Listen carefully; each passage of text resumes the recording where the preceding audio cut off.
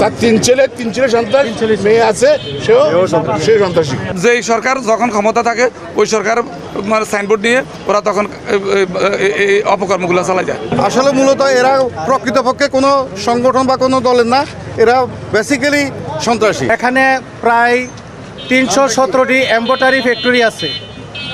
বিগত কিছুদিন যাবৎ এম্ব্রয়ডারি ফ্যাক্টরি পোলাপান বেতন দেওয়ার পর যখন ওনারা আসা যাওয়া করে, এসব ছেলেরা বেতন নিয়ে বাসায় যাওয়ার পথে রাস্তায় আটকিয়ে ওদের কাছ থেকে টাকা পয়সা নিয়ে যায়, মোবাইল ছিনতাই করে নিয়ে যায়। আজকে 21 তারিখ, গতকাল 20 তারিখ ছিল, বেতন দেওয়ার টাইম ছিল। গতকালও পোলাপান আসছিল, কিছু কিছু ফ্যাক্টরিতে হামলা করছে, চেক আপ করছে, কিন্তু শুক্রবার থাকায় আমরা বেতন দেই নাই, ওদের কাছ থেকে টাকা পয়সা নেই নাই, কয়েকজনের কাছ থেকে মোবাইল নিয়ে গেছে। আজকে আবার এই সব পোলাপানগুলো আবার আসছে। একটা ছেলেকে যখন অ্যাটাক করছে, তাদের কাছ থেকে এই মোবাইল ছিনতাই করার কালে কয়েকজন বন্ধু সহ একটা ছেলেকে ধরে ফেলার পর কিছু মাইট দূর দেয়। ও কিছুক্ষণ দূরে গিয়ে কল দিয়ে সন্ত্রাসী গ্রুপকে এখানে নিয়ে আসে।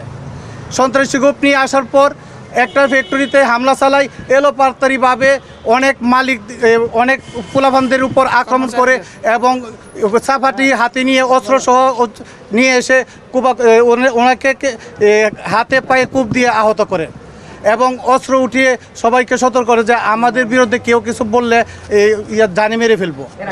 এবং এখানে রাসেলের নেতৃত্বে একজন লোক, রাসেল, মেহেদি, রাসেলের 3 ভাই, এখানে 17 ABC প্রত্যেকটা এলাকা তাদের সন্ত্রাসী রাজত্ব সৃষ্টি করছে। ওদের সামনে কেউ কথা বলতে পারে নাই। যখন যে কোনো ফ্যাক্টরিতে হামলা চালায়, ওরা সাফারি নিয়ে উপস্থিত হয় এবং আমরা কিছু মালিক ভাই প্রতিহত করার জন্য এগিয়ে আসছিলাম। আমাদের এক মালিক ভাই পাশে আছে, ওর পায়ে আঘাত করছে। আরেকজন মালিক ভাইকে সাফার দিয়ে আঘাত করার সময় আমি ধাক্কা দিয়ে ওকে সরিয়ে ফেলি।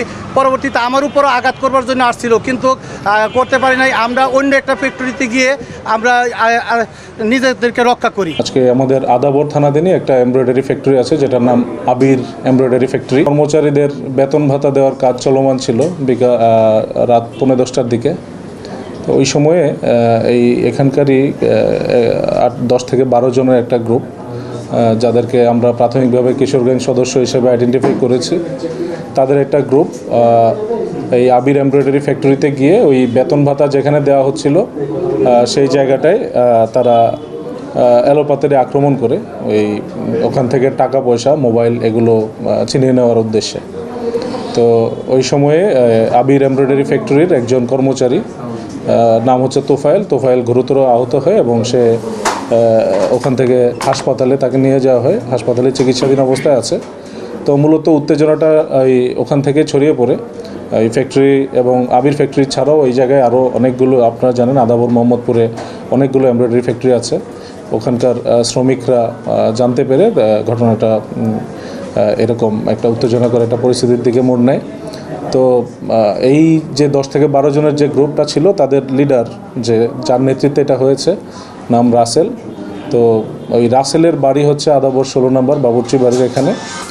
তো ওই বাড়ি ঘেরাও দেয় প্রথমে উত্তেজিত শ্রমিকরা। সেখানে রাসেলকে পায় না, কিন্তু রাসেলের বাবা ওখানে অবরুদ্ধ হয়ে পড়ে।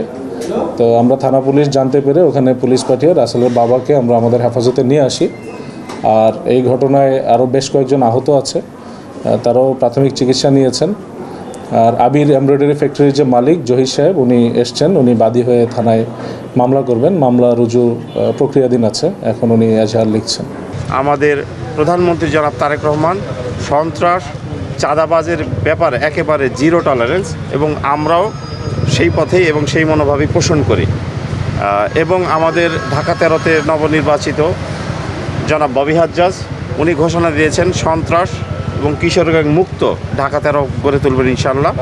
আমরা তাৎক্ষণিক খবর পাওয়া মাত্র এখানে চলে এসেছি এবং অপরাধীর কোনো রাজনৈতিক পরিচয় নেই। অপরাধীর পরিচয় অপরাধী, এবং আমরা পুলিশ প্রশাসনকে এবং আইন প্রয়োগকারী সংস্থাকে সর্বাত্মক সহযোগিতা করব।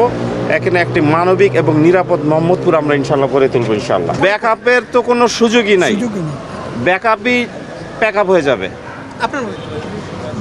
প্যাকআপ হয়ে যাবে, কোনো ব্যাকআপ থাকবে না। মানবিক এবং নিরাপদ মোহাম্মদপুর ইনশাআল্লাহ জনাব ববি হাজ্জাজের নেতৃত্বে জনাব তারেক রহমানের সরকার নিশ্চিত করবে ইনশাআল্লাহ।